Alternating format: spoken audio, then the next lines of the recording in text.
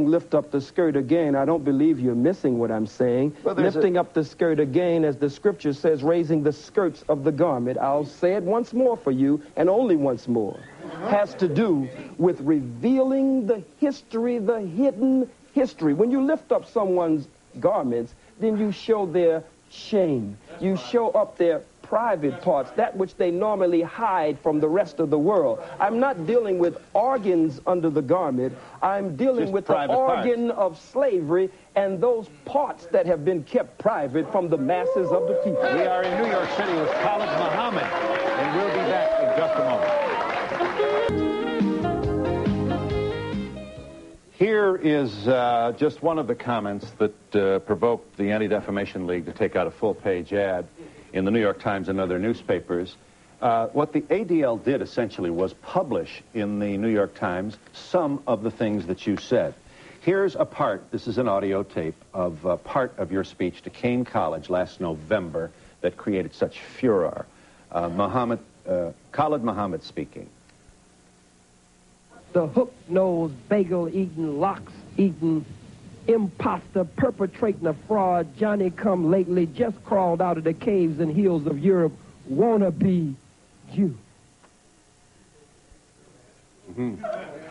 Not presuming you haven't been asked this before, but may I ask you kindly to speak to the loved ones of Schwerner and Goodman, who died with one of your brothers, Cheney, buried in a shallow grave in the South in the middle of the Civil Rights Movement because this black man was seen with two white Jews down there causing trouble, trying to promote the civil liberties of your people.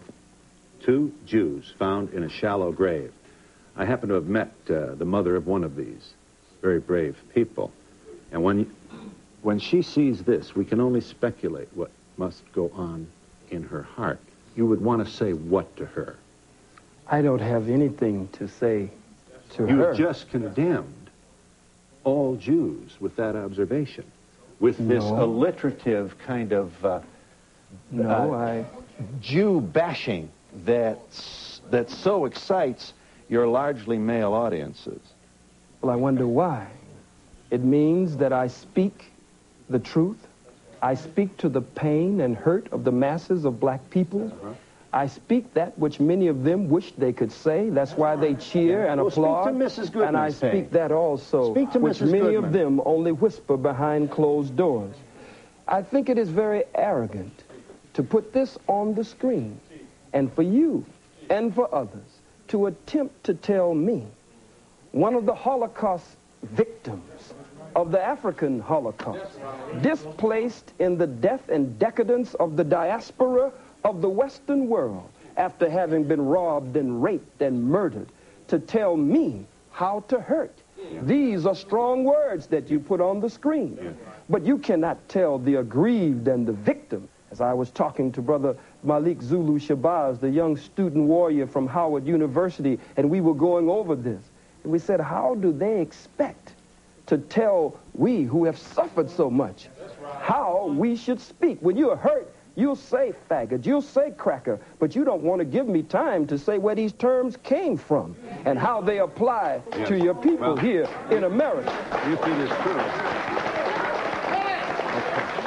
If it is true that I don't want to give you time to explain the etymology of these words, it is also true that you apparently don't want to respond to my question regarding the loved ones of two Jews who lost their lives to stop the diaspora of the black people. I don't know. Do you have any? I don't know why they were there, and you don't know why they were there. But really? I must say this. So you're wondering whether they were there for your people? I'm not wondering at all about them. I'm concerned with the suffering and the pain of the masses of black people.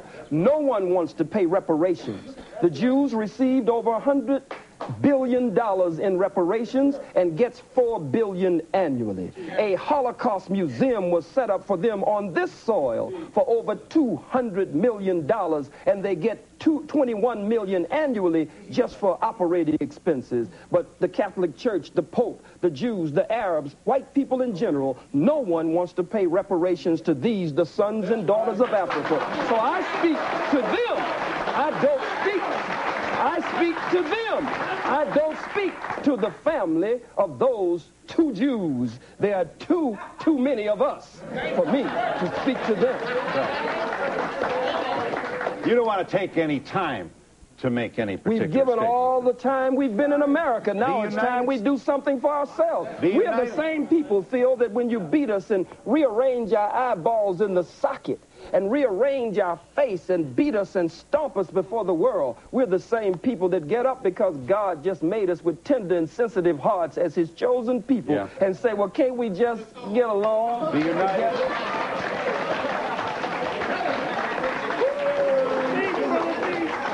The United States House of Representatives, in an unprecedented action. I don't know whether there's a precedent for the U.S. House to take its time to debate and vote on the condemnation of a private citizen, but it has done that. 435 members of the House of Representatives debating the condemnation of Mr. Muhammad. Here are two members of the House on opposing sides. Calling for the censoring of Mr. Muhammad is Congressman Lantos, followed by Congressman Abercrombie, who makes a statement in behalf of free speech. Watch this, House of Representatives.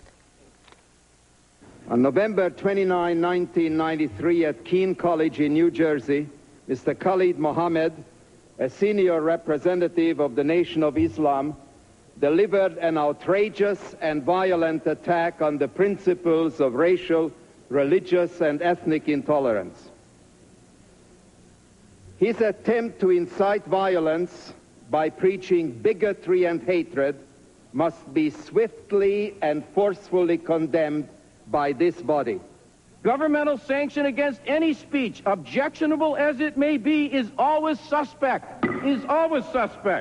The Constitution has proven to be our strongest safeguard against the Mohammeds of the world. Let us respect and revere the Constitution of the United States and vote down this resolution. Congressman Abercrombie's position did not carry. The final vote by the House of Representatives on the matter of condemning Mr. Muhammad was 361 yea, 34 nay. You have, sir, been condemned by the United States House of Representatives. I assume you are flattered by that action.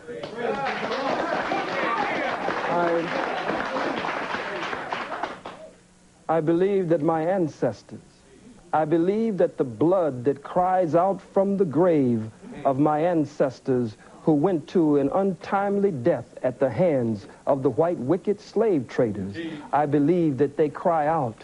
Their spirit is around me, and their spirit emanates from me. And I believe that as a righteous man of God, but as a freedom fighter and a revolutionary, it is one of the greatest honors that could be paid. And we'll be back in just a moment. That's true.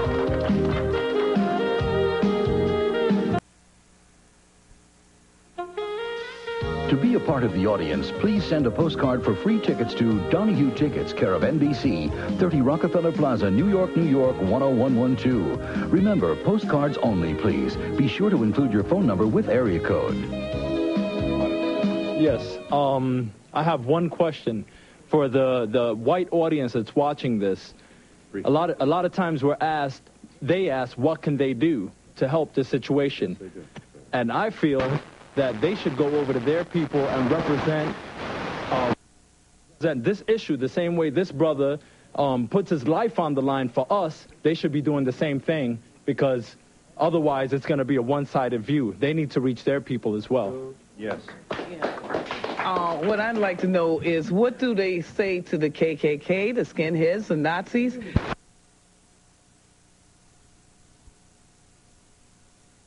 All white folks support the KKK. Well, enough of them do. Yes. Yes. Nobody says anything about, nobody disputes the facts or his facts. His facts are right and exact, and no scholar will debate Dr. Khalid because Dr. Khalid is right. I'm